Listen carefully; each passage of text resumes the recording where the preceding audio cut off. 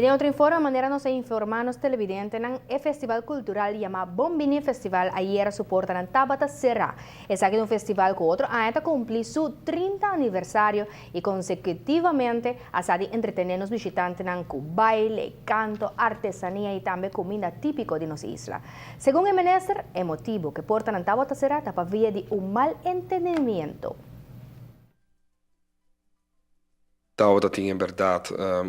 miscommunication, pelo que trata de manco a passa aqui na e para motivo não técnico praticamente não por abaidor, pero tudo costa reglar e desde outro semana normal, o mini festival lo continua por lo pronto den debate que tinha agora aqui na Fort Saltman, lo que sim nós está bezig com ele, algum plano novo, ideia novo, que nós ventilar den passado com nós lo que